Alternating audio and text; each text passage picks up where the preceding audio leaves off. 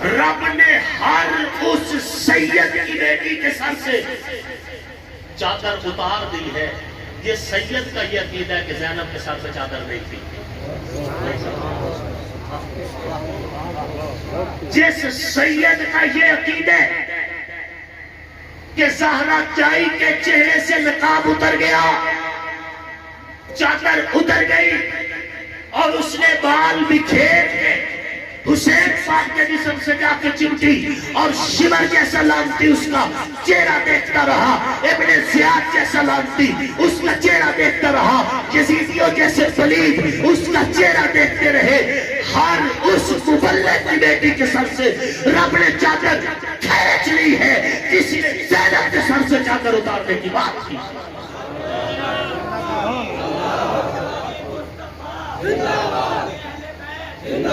اور جن سادات کا یہ عقیدہ ہے کہ اہل بیت کے پردہ داروں کے پردے سلامت رہے, ان کی بیٹیاں آج بھی پردے دار ہیں, ان کی بیٹیوں کی سروں پہ چادریں آج بھی سلامت ہیں, ان کے پردے ان کے نقاب سلامت ہیں.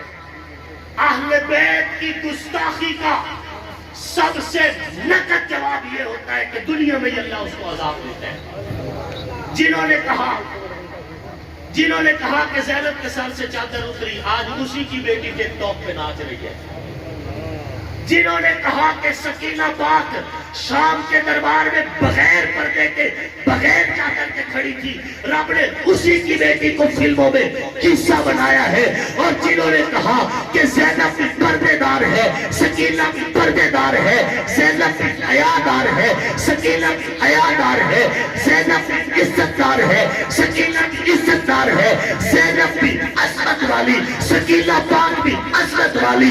رب نے ان کی بیٹیوں کے سروں پہ چادریں بھی رکھی ہے, رب نے ان کے پردے بھی رکھے ہیں. رب نے ہر اس بندے کی بیٹی کو عزت دی ہے جس نے حسین کی بیٹی کو عزت دی ہے, جس نے علی کی بیٹی کو عزت دی.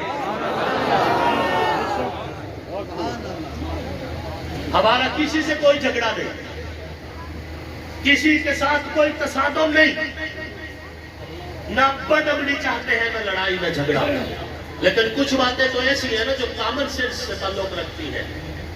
کوئی مولوی نہ بھی بتائے بندے کو پھر بھی سمجھ آنے والی ہوتی ہے کہ آج کے دور کا سید اس کی بیٹی پردہ نہ بھی کرتی ہو تو ہم کہتے ہیں, پھر بھی کہتے ہیں پردے دار جا رہی ہے.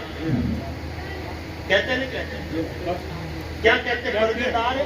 کیوں؟ اس وجہ سے کہ سادات گھرانے سے. تو یہ بتاؤ, آج کے دور کا سید اس کی بیٹی کالج جائے, بازار جائے, پردہ نہ بھی کرے, ہم پھر بھی کہتے ہیں کہ پردے دار ہے. تو کیا خیال ہے, زہرا جائی پھر بے پردہ تھی, پھر سیدہ سکینہ پاک بے پردہ تھی.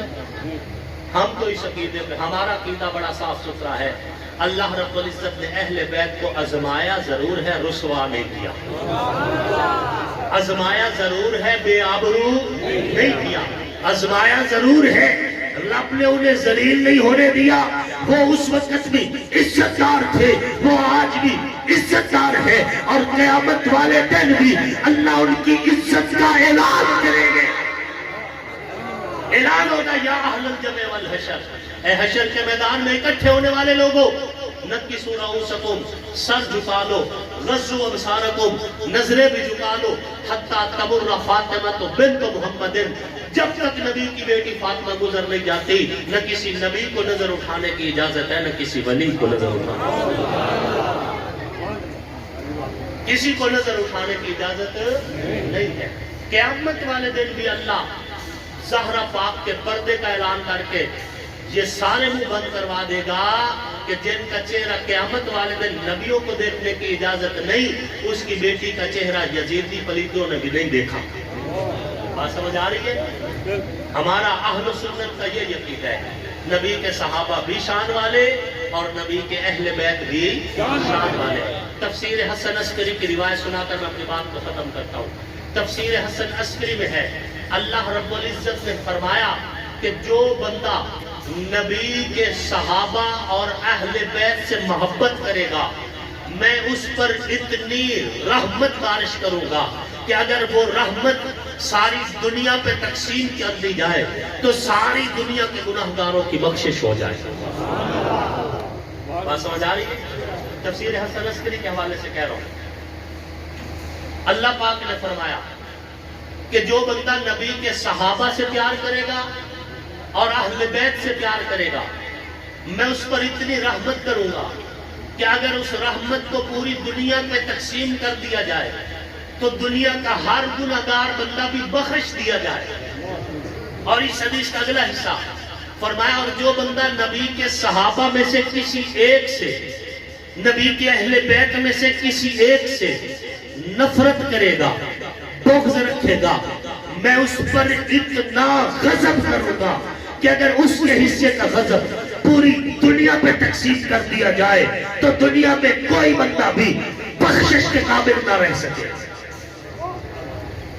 اے اہل ایمان، تمہیں مبارک ہو کہ تم نے نبی کے صحابہ کا دامن بھی پکڑا ہوا ہے، نبی کے اہل بیت کا دامن بھی پکڑا ہوا ہے۔ تم نبی کے صحابہ کے بارے میں بھی اپنا من اور اپنا دل صاف رکھتے ہو، نبی کے اہل بیت کے بارے میں بھی اپنا من اور اپنا دل صاف رکھتے ہو، اور یہی تمہارا عقیدہ ہے۔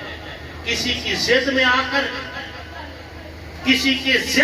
کر خدا را اپنا ایمان خراب نہیں کرنا۔ نبی کے صحابہ کی بات بھی پوری دیوانگی کے ساتھ کرنی ہے اور نبی کے اہل بیت کی بات بھی پوری